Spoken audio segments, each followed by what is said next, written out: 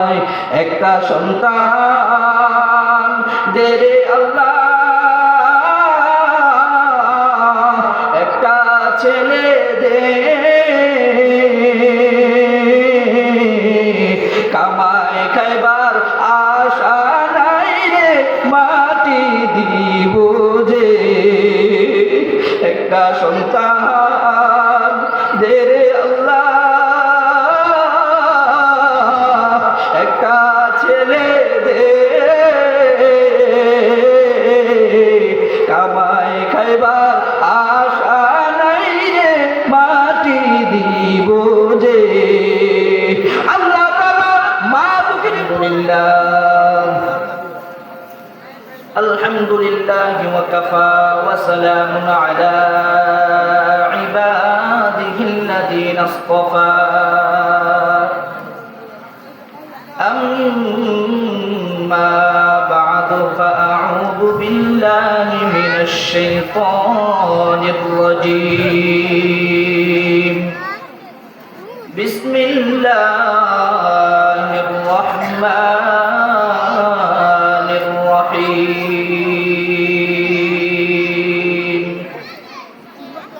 وقضى ربك ألا تعبدوا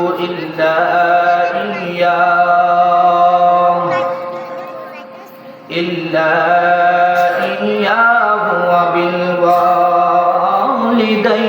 إحسانا. إما يبلغن عندك الكبر أحدهما أو كلاهما فلا تقل لهما أف ولا تنهرهما وقل لهما قولا كريما. صدق الله المولانا العظيم وصدق رسوله النبي الكريم. وقال النبي صلى الله تعالى عليه وسلم الجنة تحت أقدام الأمهات أو كما قال النبي عليه الصلاة والسلام. وقال تعالى في شان حبيبه ومحبوبه ومعشوقه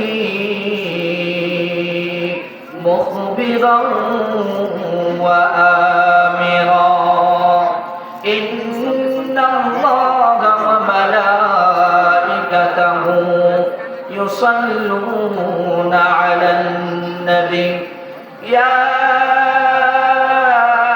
أيها الذين آمنوا صلوا عليه وسلموا تسليما. জবান ছেড়ে সকলে মুহাব্বতের সাথে দরুদ ইব্রাহিম পড়ব, সবাই আওয়াজ করে পড়ব। আল্লাহুম্মা সাল্লি আলা মুহাম্মাদিন ওয়া আলা আলি মুহাম্মাদ কামা সাল্লাইতা আলা ইব্রাহিম ওয়া আলা আলি ইব্রাহিম إنك حميد مجيد. اللهم بارك على محمد وعلى آل محمد كما باركت على إبراهيم وعلى آل إبراهيم إنك حميد مجيد. محبت الشتي بلغ العلا বিকামালিহি কেউ বলে দেখতে পড়েন মহব্বতের সাথে পড়েন বালাগাল উলা বিকামালিহি কাশাফাত দুজা বিজামালিহি হাসনাত জামিউ খিসালিহি সাল্লু আলাইহি ওয়া আলিহি লা ইলাহা ইল্লাল্লাহ মুহাম্মদ লা ইলাহা লা ইলাহা আরো জোরে লা ইলাহা ভাইজান নৌকা চলে না মাঝি ছাড়া রিক্সা চলে না চালক ছাড়া রিক্সা চলে না চালক ছাড়া নৌকা চলে না মাঝি ছাড়া দুনিয়া চলে না আল্লাহ ছাড়া মুমিন চলে না জিকির ছাড়া লা ইলাহা মুহাম্মদ রাসূলুল্লাহ লা ইলাহা ভাইজান বহু দূরে মদিনা কেমনে যাইতাম জানি না আল্লাহু আকবার বলেন মদিনার প্রেম আমাদের অন্তরে আছে না নাই কম না বেশি মদিনার জমিনে ঘুমাই মুহাম্মদুর রাসূলুল্লাহ বলেন না সবাই সাল্লাল্লাহু আলাইহি ওয়াসাল্লাম মুসলমানের কলিজার টুকরা নবী মুহাম্মদুর রাসূলুল্লাহ সাল্লাল্লাহু আলাইহি ওয়াসাল্লাম যাকে রাহমাতুল লিল আলামিন কইরা আল্লাহ তাআলা পৃথিবীতে পাঠাইছেন ওই নবীজি মদিনার জমিনে শুয়ে ঘুমায় প্রত্যেকটা মুমিন মুসলমানের দিলের তামান্না হইল মদিনা শরীফে যাওয়ার কথা বলেন ঠিক কিনা ভাইজান বহু দূরে মদিনা কেমনে যাইতাম জানি না দয়া করো দয়ার আল্লাহ মায়া করো মায়ার আল্লাহ পুরাও মনের বাসনা লা ইলাহা ইল্লাল্লাহ লা ইলাহা জুড়ে লা ইলাহা লা ইলাহা ইল্লাল্লাহ মুহাম্মাদুর রাসূলুল্লাহ সাল্লাল্লাহু আলাইহি ওয়াসাল্লাম ইচাইল ব্যাপারী পাড়া জামে মসজিদের উদ্যোগে 25তম ইসলামী মহাসম্মেলন উপস্থিত সম্মেলনের মুহতারাম সভাপতি দিগার হযরত উলামায়ে কেরাম প্যান্ডেলের নিচে উপস্থিত দিন প্রিয় ইসলাম প্রিয় মুমিন মুসলমান ভাইরা আজকের এই মাহফিলটা আমার কাছে অত্যন্ত স্পেশাল একটা মাহফিল বিশেষ করে আমার কাছে কারণ আপনাদের দোয়ার বরকতে আল্লাহ তাআলা আমি অযোগ্য নালায়েক গুনাহগার আমার মতো গুনাহগারকেও আল্লাহ তাআলা বাংলাদেশের বিভিন্ন জেলায় আপনাদের দোয়ার বরকতে আমার কোনো পুঁজি নাই কোনো সামান নাই শুধুমাত্র আপনাদের মোহাব্বত এবং দোয়ার বরকতে মা বাবার দোয়ার বরকতে আল্লাহ তাআলা বিভিন্ন জায়গায় কোরআনের কথা বলায় কোরআন হাদিসের কথা বলায় কিন্তু দূর দূরান্ত গিয়ে দূরের জেলাতে গিয়ে হাজার হাজার মানুষের সামনে কথা বলে যে তৃপ্তি না পাই আজকের এই মাহফিলে কথা বলে তার চেয়ে বেশি তৃপ্তি পাবো কারণ আজকের এই মাহফিলে যারা আছেন সবাই আমার মহব্বতের মানুষ সবাই আমার আপনজন কেউ আমার ভাই কেউ হয়তো বড় ভাই কেউ ছোট ভাই কেউ আমার চাচা আমি কারো ভাতিজা কারো ভাইগনা ঠিক না সবাই আমার মহব্বতের মানুষ এবং আরো আনন্দের বিষয় হচ্ছে আমার মা আজকে আমার বয়ান শুনতেছে আলহামদুলিল্লাহ মনে অনেক কষ্ট করে পড়াশোনা করেছি বাবা আজ থেকে প্রায় 7 বছর আগে দুনিয়া থেকে চলে গিয়েছেন তার স্বপ্ন আল্লাহ তাআলা পূরণ করছে তার খুব বড় আশা ছিল আমার ছেলে হাফেজ হবে আলেম হবে দেশ জুড়ে দেশ বিদেশে সফর করবে কোরআন হাদিসের বাণী শোনাবে কিন্তু বাবাকে আল্লাহ তাআলা দুনিয়া থেকে উঠাই নিয়েছেন এজন্য আমি আপনাদের সম্মুখে যে আয়াত এবং হাদিস তেলাওয়াত করছি এই মা বাবার সম্পর্কিত আয়াত এবং হাদিস তেলাওয়াত করছি কারণ হচ্ছে বর্তমান প্রেক্ষাপটে বাংলাদেশের প্রায় 70% যুবক যুবতী, 70% আরো বেশি হবে, বর্তমান সমাজের 70%-এরও বেশি যুবক যুবতীর অবস্থা হলো তারা মা বাবাকে মানে না, মা বাবার কথা মতো জীবন যাপন করে না। কথা বলেন ঠিক না বেঠিক? আচ্ছা, এই আমি যে বললাম এই কথাটা যে বর্তমান জমানার সন্তানগুলো কথা শুনে না, এটা কি এখন শুরু হয়েছে না আরো আগে থেকে শুরু হয়ে গেছে বাজান?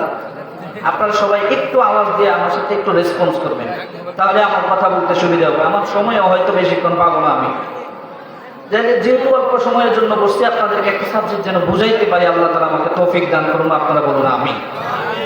এই যে সমস্যাটা, যে বর্তমান সময়ের অধিকাংশ যুবক যুবতীরা তার মা বাবাকে মানতে চায় না, মানে না, এটা আমরা যখন বয়ানের জন্য যাই বিভিন্ন জায়গা থেকে অনেক মুরব্বী বাবাজিরা আমাদের কাছে লেখা লিস্ট দেয়, হুজুর আমাদের সন্তানগুলো আমাদের কথা শুনে না, আপনারা এই সন্তানদের বিষয়ে একটু ওয়াজ করেন, তারা যেন মা বাবার কথা শুনে। আমাদেরকে অনেকেই বলে, কিন্তু আল্লাহ রাব্বুল আলামিন তিনি তো জানতেন যে একটা যুগ আসবে, ওই যুগে ওই সময়ে কিছু মানুষ এমন তৈরি হবে যাদের কাছে বাবার চাইতে বন্ধুর মর্যাদা হয়ে যাবে বেশি। কথা বলেন ঠিক কিনা? কিছু যুবক এমন তৈরি হয়ে যাবে যাদের কাছে মায়ের চাইতে স্ত্রীর মর্যাদা হয়ে যাবে বেশি। কথা বলেন ঠিক কিনা? এইরকম যুবক তো আমাদের ব্যাপারী পাড়া মনে হয় নাই, বুঝলেন? পরে আবার আমার দেশের আছে তো নাকি? বাবার চাইতে বন্ধুর মর্যাদা বেশি, মায়ের চাইতে স্ত্রীর মর্যাদা বেশি, এমন যুবক সমাজে কম না বেশি? এটা একটা মারাত্মক বিধি, একটা মারাত্মক রূপ। আল্লাহ রাসূল বলছেন কিয়ামতের অনেকগুলো আলামতের মধ্যে অন্যতম একটা আলামত হলো কিয়ামতের আগ দিয়ে যুবক যুবতীরা তার মা বাবার সাথে বেয়াদবি করবে, মা বাবাকে মান্যগণ্য করবে না, মা বাবার অবাধ্যতা করবে। এটা কিয়ামতের একটা আলামত। আর এই কারণেই বাংলাদেশে প্রতিযোগিতামূলক ভাবে বৃদ্ধাশ্রম দিন দিন বৃদ্ধি পাচ্ছে। কথা বলেন ঠিক কিনা? বাংলাদেশের মতো একটা দেশে যেখানে প্রায় 95% মুসলমানের বসবাস, ওই জায়গায় বৃদ্ধাশ্রম হবে, সরকারিভাবে বুড়া বুড়ি লালন পালনের ব্যবস্থা করা হবে, তাহলে ওই বাবা মার যে সন্তান পৃথিবীতে বেঁচে আছে, এমন সন্তান থাকার চাইতে না থাকাও আরো বেশি ভালো। কথা বলেন ঠিক কিনা? প্রিয় ভাইরা আমার, একটু দিলের কান দিয়ে কথাগুলো শুনবেন। চামড়ার কান দিয়ে শুনে এক কান দিয়ে শুনে আরেক কান দিয়ে ভাই করেন না। ভাই, আমি আপনাদের ভাই, আমি আপনাদের হৃদয় অঙ্কন করানোর জন্য কথাগুলো বলতেছি। বাজান, আপনি তাকান একটু, অনেক দূরে তাকাইতে হবে না, আপনার পার্শ্ববর্তী এলাকা ত্রিশালে গত 1.5-2 মাস আগের ঘটনা। কুলাঙ্গার সন্তান জুয়া খেলবে, জুয়া খেলার টাকার জন্য নিজের জন্মদাতা পিতা এবং নিজের গর্ভধারিণী মাকে হত্যা করে জমিনের ভিতরে মাটির নিচে পুঁতে রেখেছে। ঘটনা জানেন তো আপনারা নাকি? একেও কি আপনি সন্তান বলবেন? এটাও কি সন্তান? আজকে কেন হচ্ছে এই অবস্থা? আজকের যুবক যুবতী কবে ফিরবে? তারা কেন মা বাবাকে সম্মান করে না বলেন তো? কারণ মা বাবার যে কি মর্যাদা এটা তারা জানেই না। কথা বলেন ঠিক না বেটি? কাদের জার জার গর্বে দানাদ ইয়া বেদানাদ চৌধুরী, কাদের বুলবুল বুল বেদানাদ ইয়া বেদানাদ শাহপুরি, কাদের জার জার গর্বে দানাদ ইয়া বেদানাদ চৌধুরী, কাদের বুলবুল বুল বেদানাদ ইয়া বেদানাদ শাহপুরি। যে ব্যক্তি যাকে চিনে সেই ব্যক্তি তাকে মানে। যে সন্তান জানে আমার মা বাবা আমার কাছে কত বড় মূল্যবান সম্পদ, ওই সন্তান কোনোদিন মা বাবার সাথে বেয়াদবি করবে তো দূরের কথা, মা বাবার সামনে টু শব্দ পর্যন্ত করবে না। কথা বলেন ঠিক কিনা? আজ থেকে প্রায় 3 থেকে 4 বছর আগে আমাদের একজন ওলামায়ে কেরামের প্রতিনিধিত্ব করে একজন বড় আলেম এক বৃদ্ধাশ্রমে গিয়ে জিজ্ঞাসা করেছিল, এই বৃদ্ধাশ্রমের ভিতরে হাজার হাজার বুড়া বুড়ি লালন পালন পালন করতেছেন, হাজার হাজার বুড়া বুড়ি আছে, ওই সমস্ত বুড়া বুড়ি মানুষদেরকে একসাথে একত্রিত করে রাইখা আইনা 5 মিনিট করে বক্তব্য দেওয়ার জন্য তাদেরকে ডাকা হয়েছিল।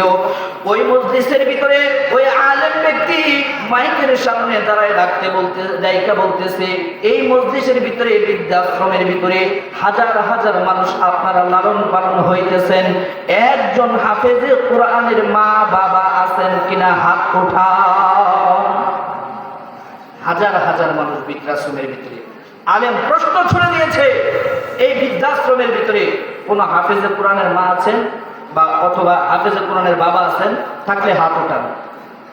আল্লাহর কসম, পুরা বৃদ্ধাশ্রম একদম নীরব, নিস্তব্ধ। একজন পিতামাতা এমন পাওয়া যায় নাই যে ওই পিতামাতার সন্তান কোরআনের হাফেজ। হুজুর আবার দ্বিতীয়বার প্রশ্ন করছে, ওকে ফাইন, হাফেজের পিতামাতা নাই, কোন আলেমের পিতামাতা কি আছেন এখানে? হাত উঠায় না। এইভাবে বলার পরে শেষ পর্যন্ত বলছে, হাফেজ না, আলেম না, মাওলানা না, মৌলবী না, মুহাদ্দিস না, মুফতি না, কিচ্ছু না। আপনি আপনার সন্তানকে শিশুকালে কোরআন শিক্ষা দিয়েছিলেন, এমন কোরআন শিক্ষা দেওয়ালা সন্তানের পিতামাতা কেউ কি আছেন?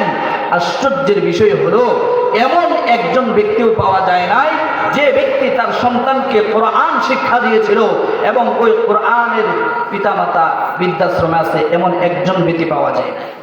তাইলে হাজার হাজার ব্যক্তি এরা কারা? ওরা হলো ওই সমস্ত মা বাপ যারা 95% মুসলমানের দেশে বসবাস করেও যাদের স্বপ্ন হলো, আমার সন্তানকে আমি ইউরোপিয়ানদের মতো তৈরি করব, নায়কের মতো তৈরি করব, গায়কের মতো তৈরি করব, প্লেয়ারের মতো তৈরি করব, প্রফেসর বানাইবো, ডাক্তার বানাইবো, ইঞ্জিনিয়ার বানাইবো। বানাইছেও প্রফেসর, বানাইছেও ডাক্তার, বানাইছেও মাস্টার, কিন্তু ওইখানে অধিকাংশ মা বাবা হলো প্রত্যেকটা তার সন্তানরা উচ্চ শিক্ষিত, উচ্চ শিক্ষায় শিক্ষিত করছে, দিনের শিক্ষা দিনের ভিতরে ঢুকাইতে পারে নাই। বাজান, ওই সন্তানগুলোই মা বাবাকে বৃদ্ধাশ্রমে রাইখা আছে। কথা বলেন ঠিক কিনা? এই জন্য বললাম বাজান, আপনার সন্তান আপনাকে শ্রদ্ধা করবে, সম্মান করবে কখন? তারা যখন বুঝবে আমার মা আমার বাবা আমার জন্য কত বড় নিয়ামত। কথা বলেন ঠিক কিনা? আল্লাহ তাআলা বলেন, وَقَضَى رَبُّكَ أَلَّا تَعْبُدُوا إِلَّا إِيَّاهُ وَبِالْوَالِدَيْنِ إِحْسَانًا। আল্লাহু আকবার। আল্লাহ রাব্বুল আলামিন বলেন, ও জগতের মানুষ, আমি আল্লাহর পক্ষ থেকে ফাইনাল সিদ্ধান্ত হয়ে গেল। এ জমিনের মানুষ তোমরা, আমি আল্লাহর পক্ষ থেকে চূড়ান্ত 2টা ফয়সালা হলো, অনর 2টা ফয়সালা হলো, আমি আল্লাহ রেজুলেশন করে ফাঁস করে দিলাম। আমার 2টা ফয়সালা হলো, 1 নম্বর ফয়সালা হলো, দুনিয়ার মানুষ আর জমিনে যতদিন বেঁচে থাকবা, যতদিন মৃত্যু পর্যন্ত অন্য কারো ইবাদত করা যাবে না। ইবাদত করতে হবে একমাত্র কার? আরো জোরে চিল্লায় বলেন, ইবাদত করব কার? একমাত্র আল্লাহর ইবাদত করতে হবে, অন্য কারো ইবাদত করা যাবে না। রিজিক দেয় আমাদেরকে কে? আমাদেরকে সম্মান দেয় কে? আমাদেরকে সন্তান দেয় কে? আমাদেরকে সুস্থ রাখছেন কে? যিনি আমাদেরকে সুস্থ রাখছেন, যিনি আমাদেরকে জীবন দান করেছেন, যিনি আমাদেরকে খাওয়ায়, যিনি আমাদেরকে লালন পালন করেন, তিনি কে? সুতরাং মুসলমান যা কিছু করবে জীবনে, প্রত্যেকটা কাজ করবে আল্লাহর সন্তুষ্টির জন্য। চাইবো কার কাছে? কোন দরগার কাছে যাওয়া যাবে নাকি? কোন দুর্গার কাছে যাওয়া যাবে নাকি? আরো জোরে বলেন, দরগা দুর্গা এদের কাছে যাওয়া যাবে? আমাদের যা কিছু প্রয়োজন পূরণ করেন কে? চাইবো কার কাছে? দরগা দুর্গা গায়রুল্লাহ, বাজার বাজার গায়রুল্লাহ, রব আমাদের এক আল্লাহ, লা ইলাহা ইল্লাল্লাহ, লা ইলাহা ইল্লাল্লাহ, আসমান জমিন গায়রুল্লাহ। আল্লাহু আকবার। আসমান জমিন গায়রুল্লাহ, চন্দ্র সূর্য গায়রুল্লাহ, লা ইলাহা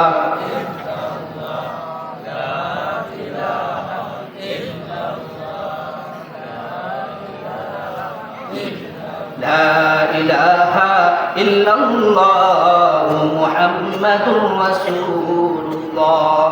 এই জন্য বাজান বলতেছিলাম, আল্লাহ তাআলা বলেন আমি আল্লাহর পক্ষ থেকে অটল অবিচল দুইটা সিদ্ধান্ত, জীবনে যতদিন বেঁচে থাকবা মৃত্যু পর্যন্ত ইবাদত করতে হবে আমি আল্লাহর। কথা বলেন ঠিক কিনা?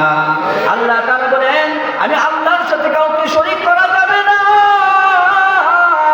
আমি আল্লাহর ইবাদতের সাথে কাউকে শরীক করা যাবে না।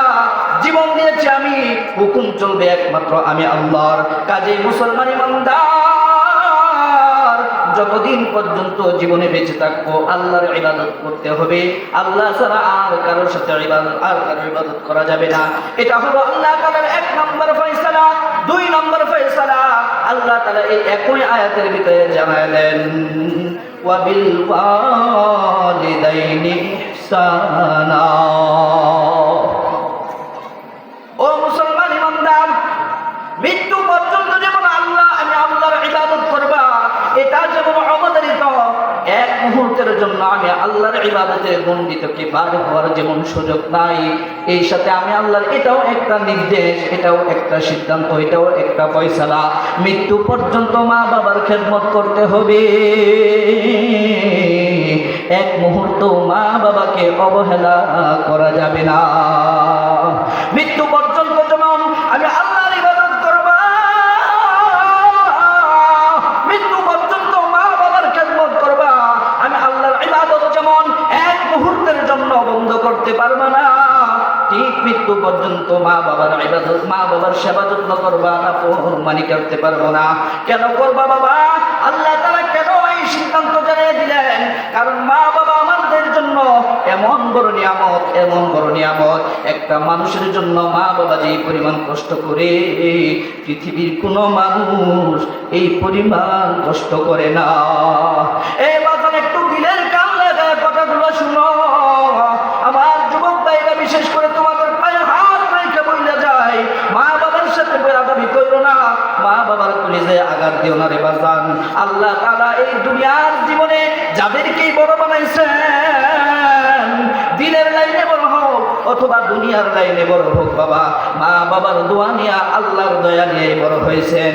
মা বাবার দোয়া যদি সাথে না থাকে, তুমি দুনিয়াতেও আগাইতে পারবা না, আখিরাতেও তোমার ধ্বংস।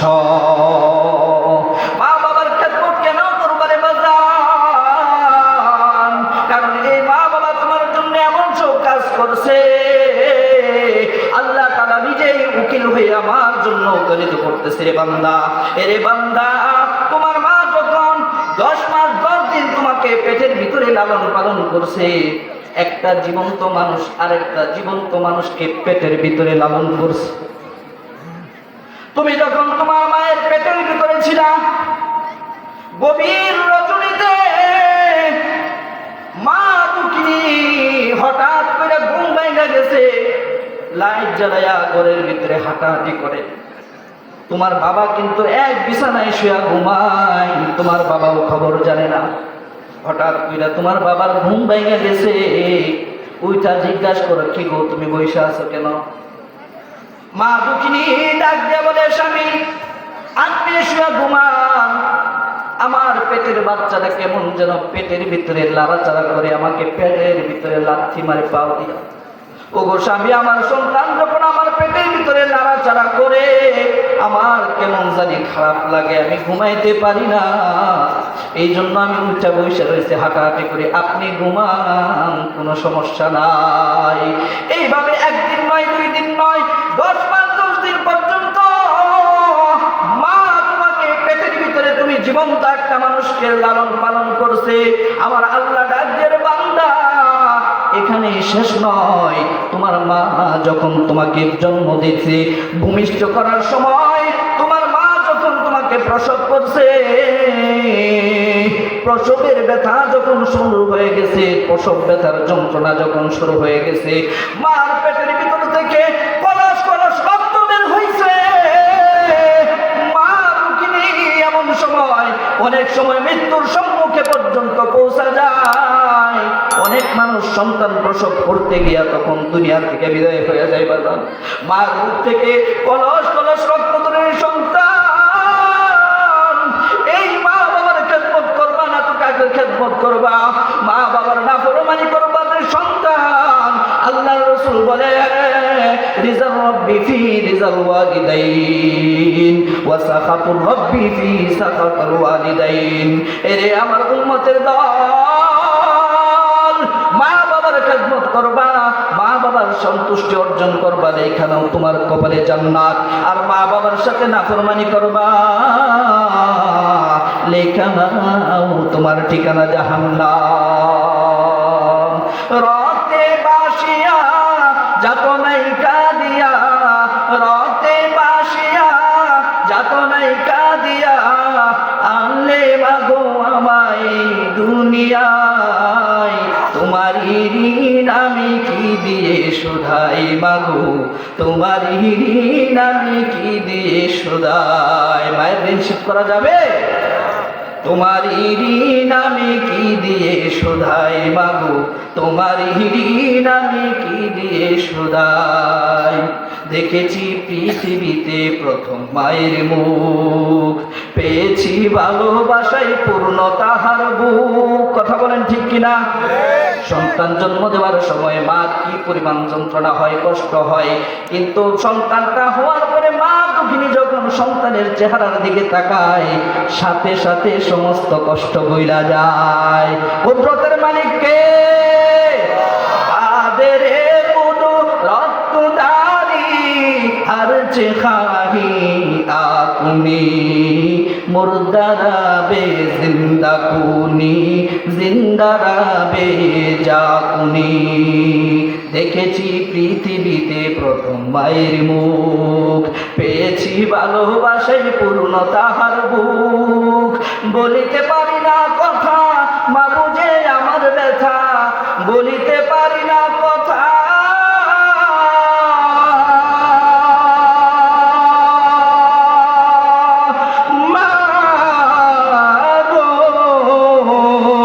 আমি বলিতে পারি না কথা, মা বুঝে আমার ব্যথা, তাই তো তুলে মাগো এই দুনিয়ায়, তোমারই ঋণ আমি কি দিয়ে শোধাই মাগো, তোমারই ঋণ আমি কি দিয়ে শোধাই।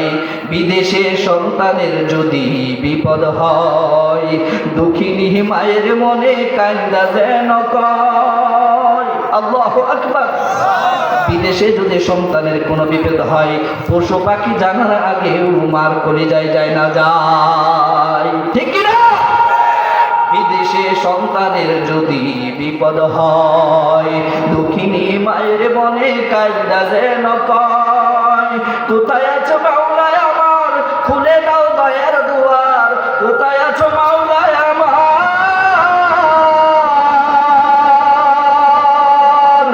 ডাকে মা গো, কোথায় আছো মাওলা আমার, খুলে দাও দয়ার দুয়ার। দুঃখিনীর মানিক বুকে ফিরা পেতে চাই, তোমারই ঋণ আমি কি দিয়ে শোধাই মাগো, তোমারই ঋণ আমি কি দিয়ে শোধাই। রক্তে বাসিয়া যাতনাই কাঁদিয়া, রক্তে বাসিয়া যাতনাই কাঁদিয়া, আনলে মাগো আমায় দুনিয়ায়, তোমারই ঋণ আমি কি দিয়ে শোধাই মাগো, তোমারই ঋণ আমি কি দিয়ে শোধাই। মায়ের ঋণ কোনোদিন শোধ করা যাবে কি? কোনোদিন মায়ের ঋণ শোধ করা যাবে না রে বাজান। যুবক ভাইরা, আজকে এখানে অনেক যুবক বন্ধুরা আছো আমার, পর্দার অন্তরালে অনেক যুবতী বোনেরা আছো আমার, তোমাদের কাছে হাত জোর করে তোমার এলাকার একজন ভাই হিসেবে তোমাদের কাছে আবদার রেখে যায়, যদি পায়ে ধরতে বলে ভাই তোমার পায়ে ধরতে রাজি আছি, এ পর্দার আমার বোন তোমার পায়ে যদি ধরতে বলো পায়ে ধরতে রাজি আছি রে বোন। মা বাবার মনে কষ্ট দিয়া করে যায়, আঘাত দিও না, কোনোদিন সুখী হইতে পারবা না। যদি মা বাবার খেদমত কইরা, মা বাবার কথা মাইনা, মা বাবার কথা শুই না দোয়া নিতে পারো, আল্লাহ তাআলা তোমাকে এমন সুখ দিবে, এমন শান্তি দিবে, কোনোদিন কল্পনাও করতে পারো না, কল্পনাও করতে পারবে না, এই পরিমাণ সুখ শান্তি দিবে। মা বাবার খেদমত যারা করে তারা কোনোদিন ঠকে না। ও মুসলমান, আপনাদেরকে নবীর যুগের ওয়াকিয়া শোনাই দেই। আল্লাহর নবীর একজন পাগল ছিলেন ওয়াইসুল করনি। ওয়াইসুল করণী নাম শুনছেন আপনারা, অনেকেই শুনছেন। ওয়াইস করণী নাম শুনছেন না? এই ওয়াইসুল করণী নবীর যুগে মুসলমান হয়েছে, সুবহানাল্লাহ বলেন। নবীর যুগে মুসলমান হইয়া নবীজির একজন খাঁটি আশেক ছিলেন, খাঁটি প্রেমিক ছিলেন ওয়াইসুল করণী রাহমাতুল্লাহ। উনি আল্লাহ রাসূলের কাছে চিঠি লিখছেন, ওগো নবীজি, আমি তো আপনার কাছে আসতে চাই, আপনার দর্শনে যেতে চাই, আমার আপনাকে দেখতে মন চাই, আপনার সাথে যুদ্ধে যেতে মনে চাই, কিন্তু আমার ঘরে অসুস্থ মা আছে, আমি এখন কি করব? আমি কি আপনার সাথে সাক্ষাতে আসবো, নাকি আমি আমার বাড়িতে থাইকা মার খেদমত করব, মার সেবা করব? আল্লাহ রাসূল ডাক দিয়া চিঠির জবাবে বললেন, ওয়াইসুল করণী, তোমাকে মদিনায় আসা লাগবে না, আমি নবীর দর্শন দেওয়া লাগবে না। ও মুসলমান, নবীজিকে যারা জীবনে একবার দেখছে তারা সাহাবিয়াতের মর্যাদা পেয়ে গেছে, সুবহানাল্লাহ। সাহাবী হলো এমন যারা নবীজিকে জীবনে ঈমানের সাথে একবার দেখছে তার জন্য জান্নাত ওয়াজিব হয়ে যায়। ওয়াইসুল করণীকে নবী বলে, হে ওয়াইসুল করণী, আমি নবীর কাছে আসার দরকার নাই, আমি নবীর সাথে যুদ্ধে যাওয়ার দরকার নাই, তুমি বাড়িতে থাইকা তোমার মায়ের সেবা করো, তোমার মায়ের খেদমত করো, যুদ্ধে যাওয়ার সওয়াব আল্লাহ তোমাকে দিয়া দিবে। ওয়াইসুল করণী কি পরিমাণ নবী প্রেমিক ছিলেন, হে মুসলমান দিলের কান লাগায় শুনেন, ওয়াইসুল করণী এই পরিমাণ পাগল ছিলেন। আল্লাহর নবী যুদ্ধে গিয়েছেন, আল্লাহর নবী যুদ্ধ গিয়া একটা দান মোবারক নবীজির শহীদ হয়ে গেছে। বাবাজি, আল্লাহ নবীর একটা দান মোবারক শহীদ হয়ে গেছে। ওয়াইসুল করণী ডাক দিয়া কয়, আমার নবীজির দাঁত মোবারক শহীদ হয়ে গেছে, আর আমি ওয়াইসুল করণীর মুখের ভিতরে দাঁত থাকবে, এটা হতে পারে না। একটা একটা করে দাঁত ভাঙতে 30টা দাঁত ওয়াইস করণী ভাঙ্গা বানাইছে। কি পরিমাণ আশেক ছিলেন নবীজির! আর আমরা কই, তারা কোথায় আর আমরা কোথায়? ওয়াইসুল করণী 30টা দাঁত ভাঙ্গা বানাইছে। এই পরিমাণ নবীর আশেক হওয়ার পরে নবীর দরবারে যাইতে পারে না। নবীজি বলে, ওয়াইসুল করণী, বৃদ্ধা মা ঘরে রাইখা আমি নবীর সাথে যুদ্ধে যাওয়ার দরকার নাই, মায়ের সেবা করো, মায়ের খেদমত করো। ওয়াইসুল করণী বাইসে থাকতে আল্লাহর রাসূল সাল্লাল্লাহু আলাইহি ওয়াসাল্লাম বলেন না, সাল্লাল্লাহু আলাইহি ওয়াসাল্লাম, আল্লাহর রাসূলের ইন্তেকাল হয়ে গেছে।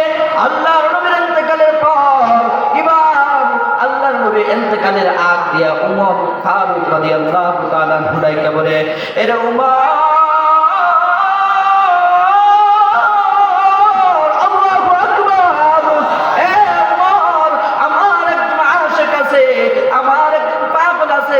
যার নাম হলো ওয়াইসুল করণী, মায়ের সেবা করতে দেয়া আমি নবীর সাথে তার মুলাকাত হয় নাই, আমি নবীর সাথে সাক্ষাৎ হয় নাই।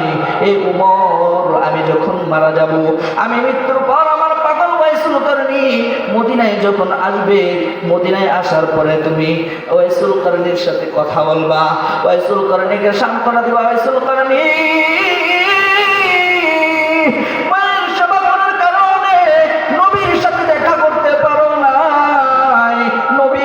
তোমাকে মৃত্যুর সময় ভুইলা যাইলে রে ওয়াইসুল করণী।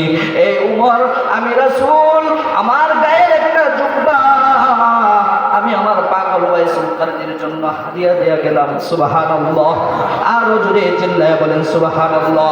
আমি আমার গায়ের জুব্বাখানা আমার পাগল আমার আশেক ওয়াইসুল করণীর জন্য আমি হাদিয়া দিয়া গেলাম। এই ওই জুব্বাটা আমার পক্ষ থেকে ওয়াইসুল করণীকে হাদিয়া দিয়া দিবা। আর তুমি উমর ওয়াইসুল করণীর কাছ থেকে দোয়া নিবা, চায়া দোয়া নিবা। আল্লাহু আকবার। কাকে বলতেছে দোয়া নেওয়ার জন্য বাজান? একটু মনোযোগ দিয়া বলেন। আম্মা জান আয়েশা সিদ্দিকা রাদিয়াল্লাহু তাআলা আনহা একদিন নবীজির সাথে চাঁদনি রাত্রিতে ঘোরাফেরা করতেছেন। আল্লাহর রাসূল সাল্লাল্লাহু আলাইহি ওয়াসাল্লামকে প্রশ্ন করেন। আম্মা জান আয়েশা রাদিয়া বলেন, ওগো আল্লাহর নবী,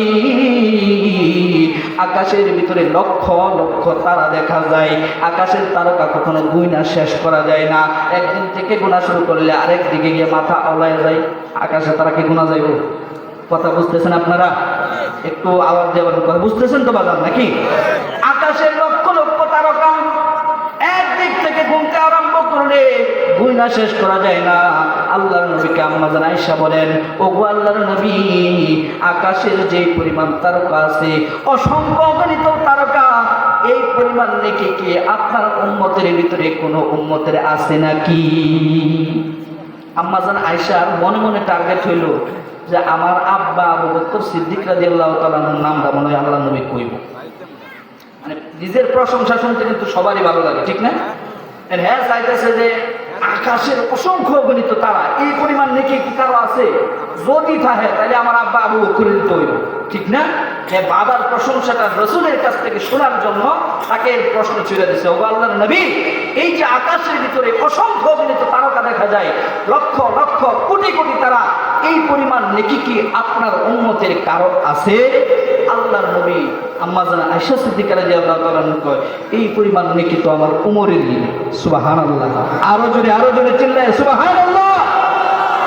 আল্লাহ রাসূল কয়, তুমি কি প্রশ্ন করলা? আকাশের তারার তো তারপরেও একটা সংখ্যা আছে, মানুষও না করতে পারলে তো হ্যাঁ আল্লাহর কাছে একটা সংখ্যা আছে। আমার উমরের জীবনের এত নেকি, এত নেকি, এত নেকি, আকাশের তারকা গুণে শেষ করা যাবে, আমার সাহাবী উমরের নেক গুণে শেষ করা যাবে না। যেই আল্লাহ, আমি যত সুবহানাল্লাহ কইছেন, যেই আল্লাহর নবী কইছে আকাশের তারকা পরিমাণ নাকি আমার উমরের, এর মনটা খারাপ হয়ে গেছে। হ্যাঁ, মনে মনে চাইছেন কি আমার আব্বার নামটা কইব, কথা বলছেন না? আবু বকর সিদ্দিক রাদিয়াল্লাহু আনহু, কারণ নবীজির পরে সারা উম্মতের ভিতরে সবচেয়ে মর্যাদাপূর্ণ সাহাবী যিনি, তিনি কি? হযরত আবু বকর সিদ্দিক রাদিয়াল্লাহু তাআলা। হ্যাঁ তো ভাবছিল আমার আব্বার নাম কইব, যেই উমরের নামটা কইছে মনটা খারাপ হয়েছে, নবীজি আবার বলছে, কয়, আরে আয়েশা, মন খারাপের কিছু নাই, তুমি মনে করতেছ উমরের নাকি আকাশের তারকা চাইতেও বেশি, তোমার বাবা আবু বকরের নাকি বুঝি কম? রে আয়েশা, ভালো করে শুনে নাও, উমরের সারা জিন্দেগীর সমস্ত নেকি যদি এক পাল্লায় রাখা হয়, আর আবু বকরের এক রাত্রের, এক দিনের ইবাদত যদি এক পাল্লায় রাখা হয়, তোমার বাবা আবু বকরের নেকির পাল্লা ভারী হয়ে যায়। তাহলে আবু বকরের কি পরিমাণ নেকি? এই উমর ফারুক রাদিয়াল্লাহু তাআলা আনহু বলতেছেন, আল্লাহর রাসূল বলছেন, আমার পরে যদি কেউ নবী হইতো তাহলে উমর হইতো সেই নবী। সুবহানাল্লাহ। এই উমরে ফারুক রাদিয়াল্লাহু তাআলা আনহুকে আল্লাহর রাসূল বলতেছে যে, উমর, আমার পাগল ওয়াইসুল কারনী যখন মদিনায় আসবে, আসার পরে আমার পক্ষ থেকে জুব্বা হাদিয়া দিবা, আসার পরে তুমি উমর ওয়াইসুল কারনীর কাছে দোয়া চাইবা। বুঝেন মার খেদমত করে কোন পর্যন্ত আগাইছে। হযরত উমরে ফারুক রাদিয়াল্লাহু তাআলা আনহু সাহাবী, হযরত উমরে ফারুক রাদিয়াল্লাহু তাআলা আনহু ওই ব্যক্তি, 10 জন ব্যক্তিকে আল্লাহ রাব্বুল আলামিন জান্নাতের সার্টিফিকেট দিয়েছেন, এর মধ্যে দ্বিতীয় নম্বর হইল উমর ফারুক রাদিয়াল্লাহু তাআলা আনহু। অথচ আল্লাহর রাসূল বলতেছেন, ওমর, আমার ওয়াইসুল কারনী যখন মদিনায় আসবে, তুমি উমর ওয়াইসুল কারনীর কাছ থেকে দোয়া চাইবা, আর ওয়াইসুল কারনীকে বলবা সে যেন আমার উম্মতের জন্য দোয়া করে। কি পরিমাণ মর্যাদা বাড়ছে! মায়ের সেবা করে, মায়ের খেদমত করে ঠকছে না দিচ্ছে? ঠকছে। আল্লাহ রাব্বুল আলামিন ওয়াইসুল কারনীকে মুস্তাজাবুদ দাওয়া বানায় দিয়েছিলেন বাজান। এই জন্য মা বাবার খেদমত যারা করবে তারা ঠকবে না, আল্লাহ তাআলা তাদেরকে জিতায় দিবেন। কন্যা সুবহানাল্লাহ। এ বাবা দিরা, এখন আমি আলোচনা শেষের দিকে চলে যাচ্ছি। যারা মা বাবাকে ভুল করে কষ্ট দিয়ে ফেলাইছি, মা বাবার সাথে বেয়াদবি করে ফেলাইছি, যেটা করছি তো করছি, এখন তো কিছু ফিরাই নেওয়ার পাও নাই, ঠিক আছে না? এখন কি করবেন? এইভাবে থাকবেন? আপনি একটা ভুল রাস্তায় চলতেছেন, চলার পরে যখন জানতে পারছেন আমার এই রাস্তাটা ভুল, তখন আপনার উচিত ওই রাস্তাটা চেঞ্জ করে সঠিক রাস্তায় চলে আসা। কথা বলেন ঠিক কিনা? যারা মা বাবার সাথে অন্যায় আচরণ করে ফেলেছি, শয়তানের ধোকায়, যৌবনের তাড়নায় মা বাবার সাথে খারাপ আচরণ করে নিজের ভাগ্যের চাকা উড়ে ফেলাইছি, এখন কি এভাবেই থাকবেন? কি করবেন? আল্লাহ রাসূল বলছেন, আল্লাহ যত বড়, তার বান্দাকে যতটা সহজে করে ক্ষমা করে দেয়, মা বাবাও ঠিক তার সন্তানকে ওইভাবে ক্ষমা করে দেয়।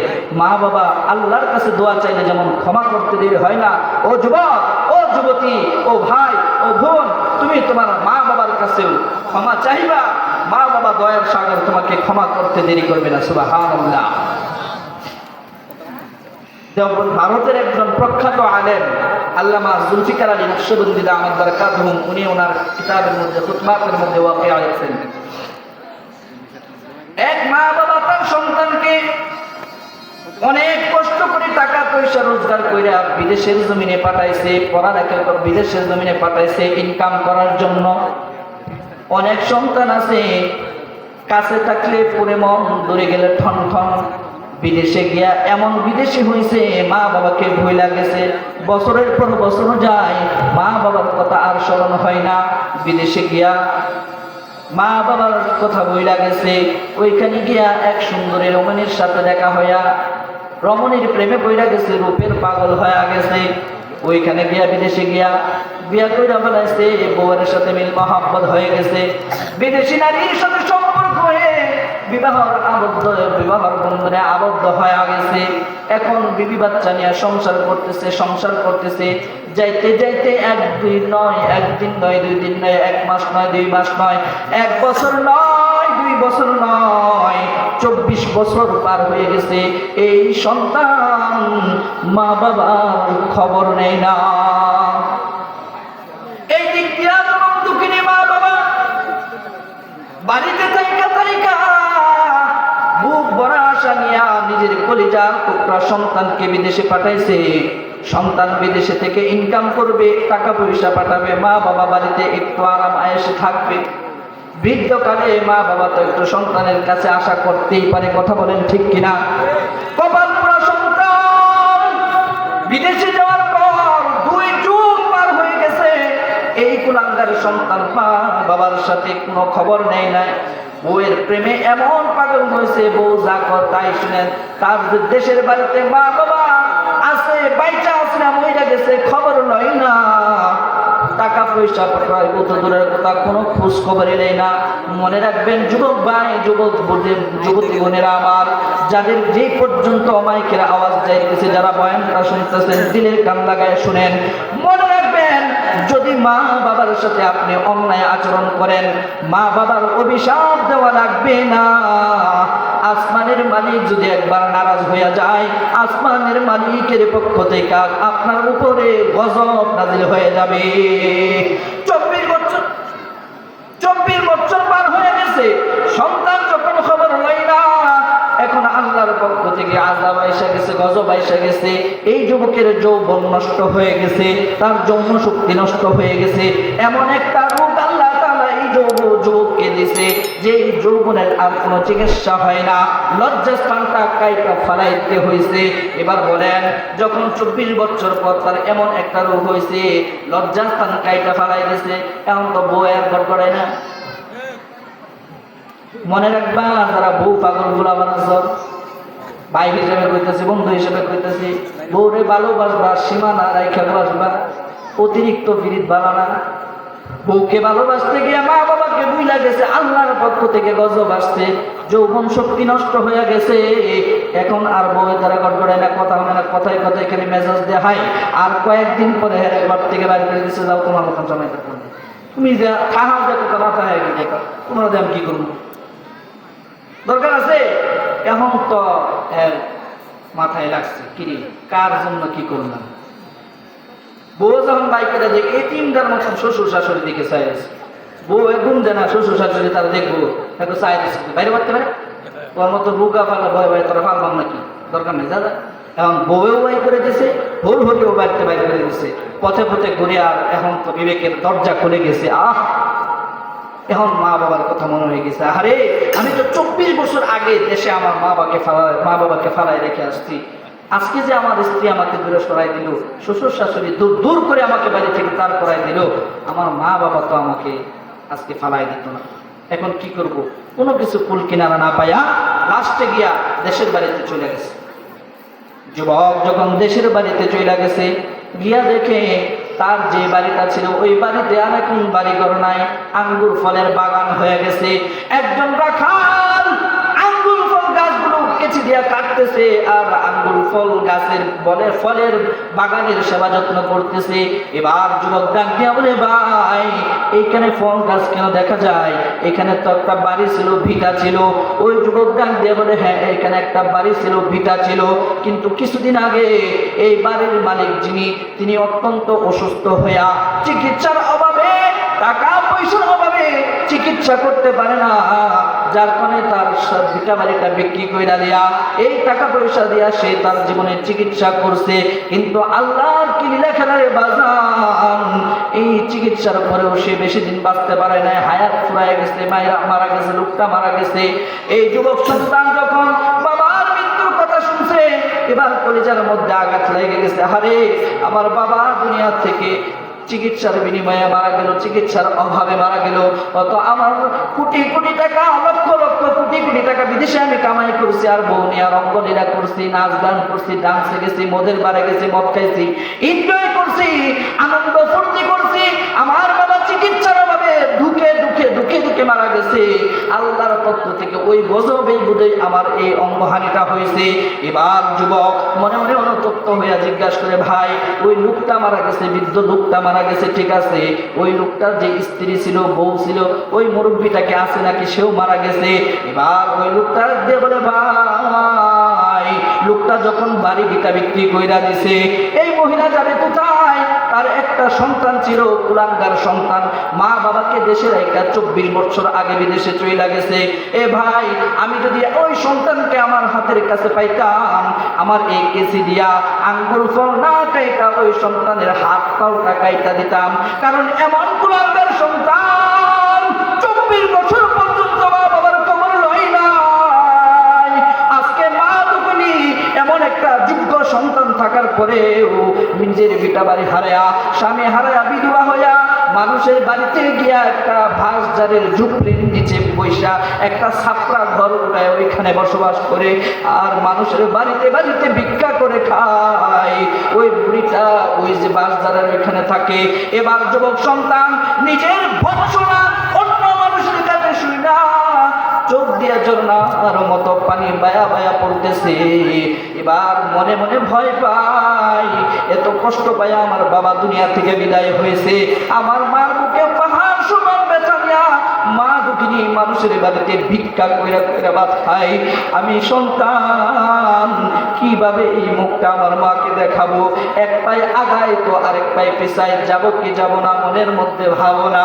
এইভাবে আস্তে আস্তে যখন সন্তান মার কাছে গেছে, মার কাছে যাওয়ার পর সন্ধ্যাবেলায় মা দুঃখিনী, জনম দুঃখিনী মা বাড়িতে আসছে। বাজান সন্তানের ব্যথা এমন বিয়োগ ব্যথারে বাজান, যার সন্তান হারাইছে সে জানে সন্তান হারানোর কি ব্যথা। এই জনম দুঃখিনী মা 24 বছর পর্যন্ত সন্তানকে হারায়া, সন্তান হারানোর ব্যথায় কান্না করতে করতে চক্ষু দুইটা পর্যন্ত অন্ধ হয়ে গেছে। জনম দুঃখিনী মা চোখে দেখে না। এবার যখন সন্ধ্যার সময় বাড়িতে আইসা ওযু কইরা মাগরিবের নামাজ পড়ছে, সন্তান ঝুপড়ির কাছে গিয়ে মাকে মা বইলা ডাক দিতে সাহস পায় না, দিব কি দিব না, মা কি আমাকে দরজায় থেকে তাড়ায় দেয় কিনা, মনের মধ্যে এই ভয় এই ভাবনা। এমন সময় শুনে ইশারের আযান হয়ে গেছে। ইশারের নামাজ পড়ার পর জনম দুঃখিনী মা আসমানের দিকে হাত তুলে উঠে বলে, ওগো আল্লাহ,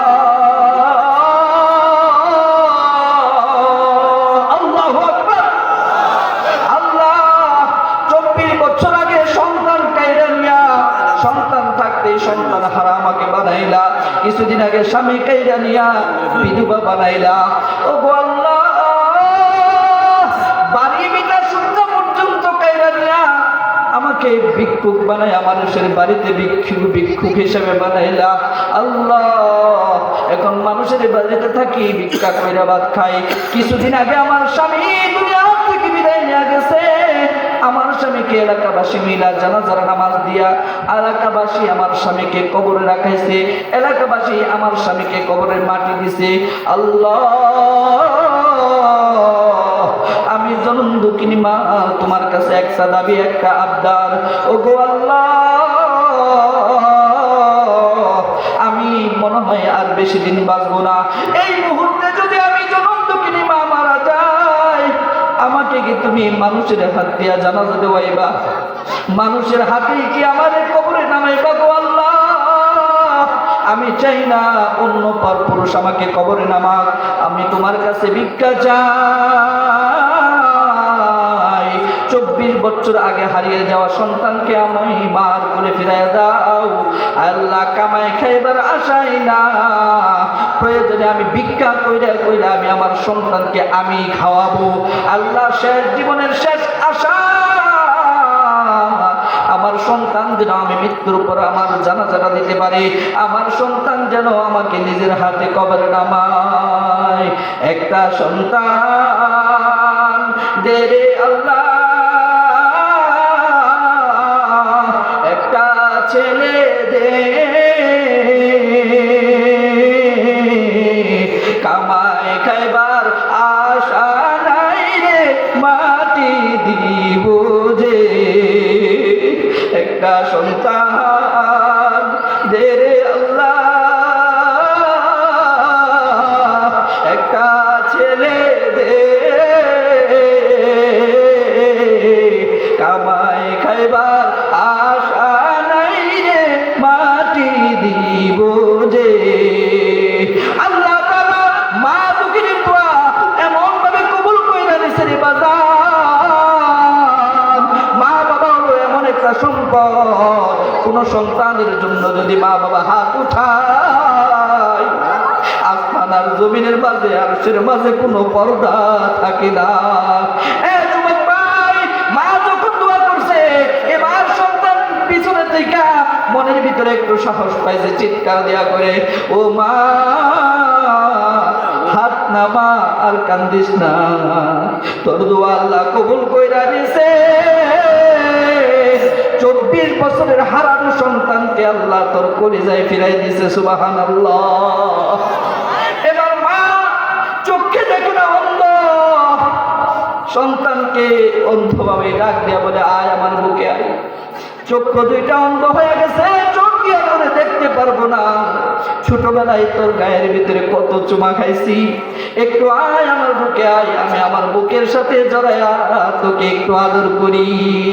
24 বছরের গুনাহ, 24 বছরের বেয়াদবি মা দুঃখিনী মুহূর্তের ভিতরে ক্ষমা কইরা দিছে রে বাজান। এই জন্য বলতেছি হে যুবক ভাই, যারা যুবক আছো, যারা যুবতী আছো, মা বাবার সাথে বেয়াদবি কইরা মার কলিজায় আঘাত দিয়ে দিছ, এক মুহূর্ত কার বিলম্ব করবা না। তোমার মতো যুবক দৈনিক অ্যাক্সিডেন্ট কইরা মরতাছে, আগুনে পুইরা মরতাছে, বাড়িতে ডুইবা মরতাছে। কার মৃত্যু কখন আসবে কেউ জানে না, তোমার মৃত্যু কখন আসবে তুমি জানো না রে ভাজান।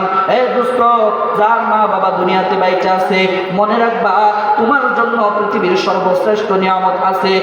যুবক ভাই, পৃথিবীর সর্বশ্রেষ্ঠ ওলি তোমার জন্য দোয়া করলে কবুল হবে কি হবে না কেউ জানে না। মক্কার ইমাম সাহেব যদি তোমার জন্য হাত উঠে আল্লাহর কাছে দোয়া করে, ওই দোয়া আল্লাহ তাআলা কবুল করবে কি কোনো গ্যারান্টি নাই। কিন্তু তোমার মা বাবা যদি তোমার জন্য হাত উঠে একবার দোয়া করে, আল্লাহ দুনিয়ার বাদশা বানাবে, আখিরাতের বাদশাও বানায় দিবে, সুবহানাল্লাহ। মা বাবার খেদমত করবো তো আমরা ইনশাআল্লাহ। কারা কারা করবেন হাত উঠান।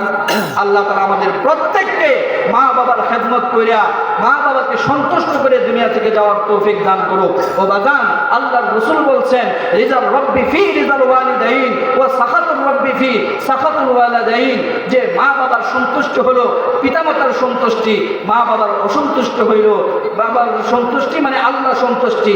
আর মা বাবা তোমার প্রতি অসন্তুষ্ট, তার মানে আল্লাহ তোমার প্রতি সন্তুষ্ট। তো তুমি হাফেজ হইছ, আলেম হইছ, ডাক্তার হইছ, ইঞ্জিনিয়ার হইছ, বড় লিডার হয়ে গেছ, দুনিয়ার সব মানুষ তোমাকে ভালোবাসে, কিন্তু মা বাবা তোমার প্রতি অসন্তুষ্ট। আল্লাহর কসম, তোমার এই নেতাগিরি, তোমার এই লিডারগিরি, তোমার এই হুজুরগিরি কোনো কিছুই আল্লাহর দরবারে কবুল হবে না। তোমার জীবনে ইবাদতের পুঁজি কম, আমলের পুঁজি কম, আমাদের পুঁজি কম, কিন্তু মা বাবার দোয়া নিতে পারছো, সন্তুষ্ট মা বাবাকে সন্তুষ্ট করতে পারছো। মনে রাখবা, ইবাদতের ভিতরে যদি কোনো ত্রুটি বিচ্যুতিও থাকে, আল্লাহ দয়া কইরা মা বাবার দোয়ার বরকতে তোমার জীবনের গুনাহগুলো মাফ কইরা আল্লাহ তাআলা তোমাকে জান্নাতে দিয়ে দেব। এই জন্য বাজান, মা বাবা যাদের বাইচা আছে জীবিত বাবা মার খেদমত করবো। আর যাদের মা বাবা দুনিয়া থেকে বিদায় না চলে গেছে, ওই মৃত মা বাবার খেদমত করবো। মৃত মা বাবার খেদমত কিভাবে করবো? আপনার মা বাবা মারা গেছে, আপনি যদি দুনিয়া থেকে পাপ করেন, অন্যায় করেন, সুদ খান, ঘুষ খান, নেশা করেন, জুয়া খেলেন, আপনার মা বাবার কবরে থেকে এর গুনার অংশ ভাগ পাবে। যে মা বাবা এত কষ্ট করে আপনারা লালন পালন করে এত বড় বানায় গেছে, কবর আপনি মা বাবার জন্য কি করতেছেন? কষ্ট পাঠাইতেছেন। আপনার মা বাবার কবরে আগুন জ্বলবে। আর আপনি যদি দুনিয়াতে থেকে নেক কাজ করেন, ভালো কাজ করেন, এর একটা হিস্সা অংশ আপনার মা বাবা কবর থেকে পাইতে থাকবে। এবং যারা মা বাবা মারা গেছে তাদের জন্য দুনিয়াতে নেক আমল কইরা মৃত মা বাবার খেদমত করবো। আর যাদের মা বাবা বাইচে আসছে, যেভাবেই হোক এমন কোনো আচরণ করবেন না যারা মা বাবা উফ শব্দ করে। মা বাবার সেবা করে দোয়া নিবেন। আল্লাহ তাআলা আমাদের সকলকে মা বাবার দোয়া নিয়ে, আল্লাহর দয়া নিয়ে বিনা হিসাবে জান্নাতি মানুষ হয়ে দুনিয়া থেকে দেওয়ার তৌফিক দান করুন, আমিন। আমি আপনাদের সম্মুখে, আপনাদের এলাকার সন্তান, আমাকে অনেকে মহব্বত করেন, আমিও আপনাদেরকে খুব মহব্বত করি। আর আপনাদের আসলে আমি এতক্ষণ কথা বললাম, আমার কোনো যোগ্যতা নাই। এই যে এতক্ষণ কথা বললাম, মা বাবার বয়ান করলাম না, বিশ্বাস করেন আমার এই চেয়ারে বসা, এইভাবে কথা বলা, আমি মনে করি একমাত্র শুধুমাত্র আমার মা বাবার দোয়ার বরকতে হয়েছে। এটার ডাইরেক্ট মানে নগদ ডেমো, আমি প্র্যাকটিক্যাল ডেমো। তাহলে আমার মতো অযোগ্য গুণাগার এইভাবে কথা বলে দেশের বিভিন্ন জায়গায় বয়ান করি, হাজার হাজার মানুষের সামনে কথা বলি, এটা আমার কোনো ক্রেডিট নাই, একমাত্র মা বাবার দোয়া, উস্তাদের দোয়া, আর আপনাদের মুরব্বীদের দোয়া। বাজান বেয়াদবি করি না, মানুষের সাথে ভালো আচরণ করে দোয়া নেওয়ার চেষ্টা করি, হয়তো বা এই জন্যই আল্লাহ তাআলা আপনাদের সামনে দুই চারটা কথা বলায়। কেন? আল্লাহ রাসূল বলছেন, মান তাওয়াযআ লিল্লাহি রাফাআহু আল্লাহ, যারা আল্লাহর জন্য বিনয়ী হবে, আল্লাহর জন্য যারা জমিনে নত হয়ে চলবে, তাদের মর্যাদা আসমানের মালিক বাড়ায় দেবে। সুবহানাল্লাহ। এই জন্য দুনিয়াতে অহংকার করে চলবো না। ওয়ালা তামশি ফিল আরদি মারহা, অহংকার করে ধ্বংস করে চলবো না। কালকে মেরে সব করে থাকবো আমরা। কি অহংকার নেই? মহিলা যাওয়ার 3 দিন পরে আপনার ব্লাডটা, এই বডিটা পোকামাকড় শেষ করে হলো। কিসের অহংকার? কিসের? কি আপনার কুলফুরি, টেহা, পয়সা, দম, সম্পদ, দৌলত, ক্ষমতা সব কিছুতে পড়ে থাকবো। তাহলে কিসের অহংকার? আল্লাহ তাআলা আমাদের সকলকে নত হইয়া আল্লাহর রাজি সন্তুষ্ট অর্জন করে চলার তৌফিক দান করুন, আমিন। আমি আপনাদের সকলের কাছে দোয়া চাই, আমার জন্য দোয়া করবেন তো? আমি কিন্তু আপনাদের জন্য দোয়া করি, বিশ্বাস করেন। প্রত্যেকটা দোয়াতে আমি আমার এলাকাবাসীর জন্য দোয়া করি যে আল্লাহ আমার এলাকায় শান্তির হাওয়া বাইরে করে দেব। তাহলে আমি আপনাদের সন্তান হিসাবে